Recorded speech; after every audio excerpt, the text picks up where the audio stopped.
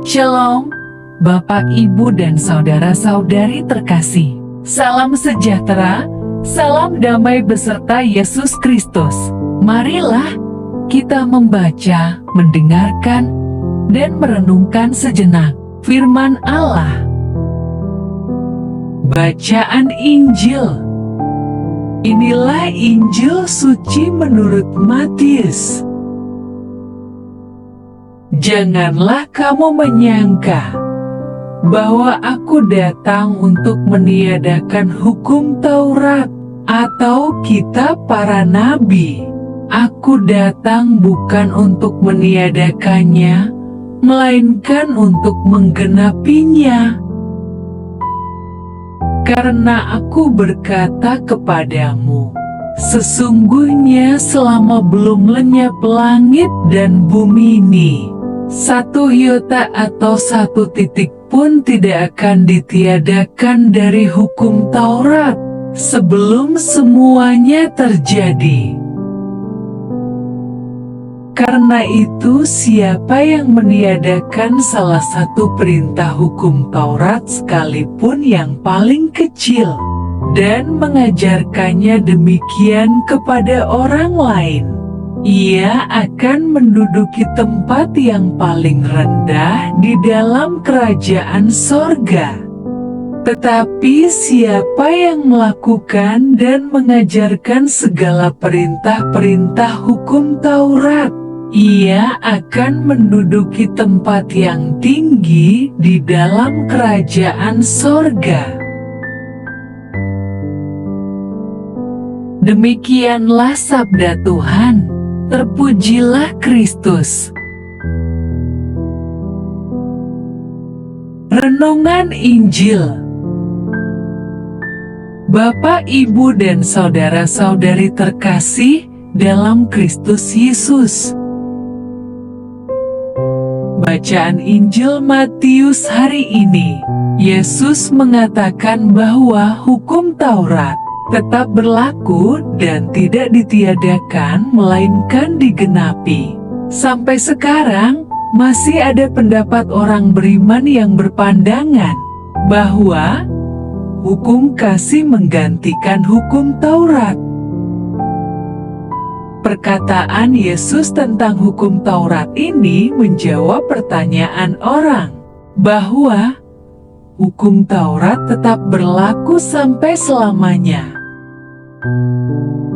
Sejak zaman Yesus, permasalahan apakah hukum Taurat ditiadakan atau tidak sudah ada dan di zaman kita sekarang ini masih hangat diperbincangkan. Hukum Taurat tidak relevan lagi dibahas dibandingkan hukum kasih melalui perbuatan Yesus yang syarat dengan kasih. Dan belas kasih lebih menyentuh banyak orang. Terkadang ada yang berpandangan lebih baik menekuni kitab-kitab di Perjanjian Baru daripada kitab-kitab di Perjanjian Lama. Hukum Taurat sepertinya mewakili Perjanjian Lama. Ketentuan dan peraturan yang ditetapkan dalam hukum Taurat sepertinya mulai ditinggalkan, padahal sesungguhnya saling berhubungan dengan kitab-kitab di Perjanjian Baru. Bapak, Ibu, dan saudara-saudari terkasih, satu contoh menarik tentang peraturan ketentuan hukum Taurat. Terjadi perbedaan penafsiran di antara kalangan Katolik dengan Kristen non-Katolik mengenai persembahan persepuluhan. Apakah wajib atau tidak wajib dilakukan umat? Menurut hukum Taurat bahwa setiap orang menyisihkan 1/10 bagian dari penghasilan ke-11 suku bangsa Israel kepada suku Lewi yang mendapat tugas sebagai imam untuk mengurusi rumah Tuhan atau sekarang disebut gereja.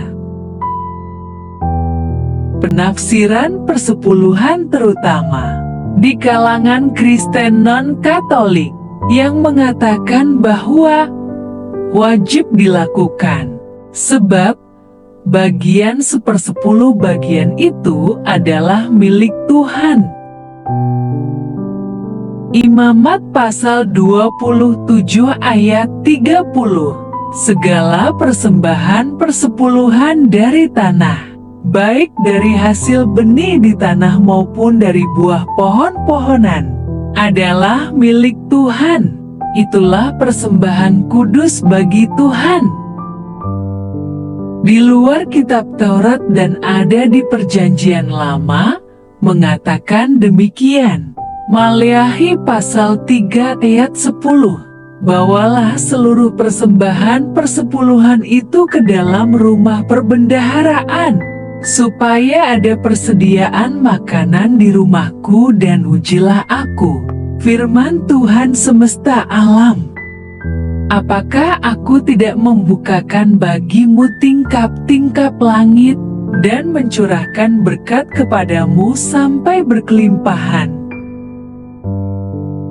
Selanjutnya di dalam Perjanjian Baru, Ibrani pasal 7 ayat 5, mereka dari anak-anak Lewi yang menerima jabatan imam mendapat tugas menurut hukum Taurat untuk memungut persepuluhan dari umat Israel, yaitu dari saudara-saudara mereka, sekalipun mereka ini juga adalah keturunan Abraham.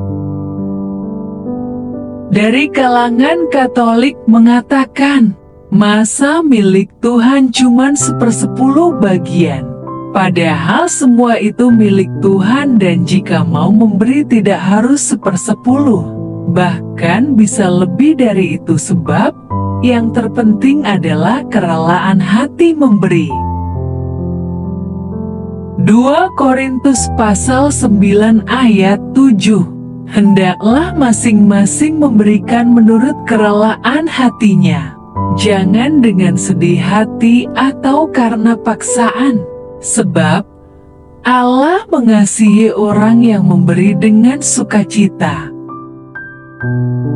Sesungguhnya kita menuruti dan mentaati Tuhan didasarkan ungkapan syukur kepada Tuhan telah memelihara dan berkati hidup kita dengan kasih-Nya yang mulia, yakni kasih agape.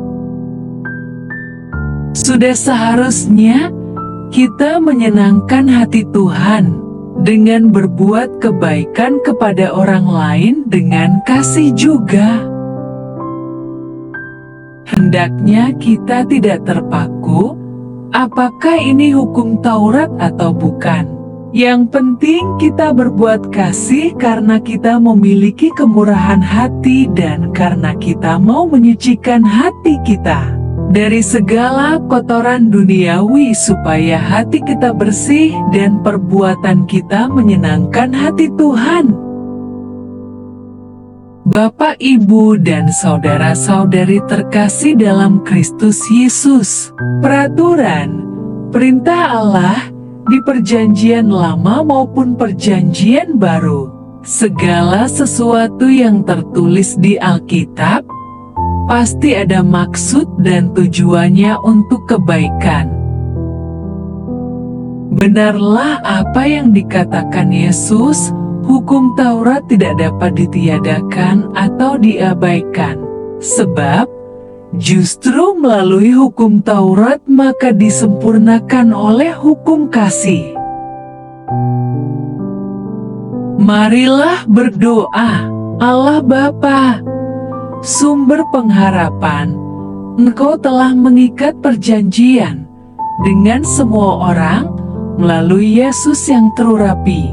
Semoga kami selalu berpegang teguh pada Dia dan berkembang menjadi umat yang patuh setia.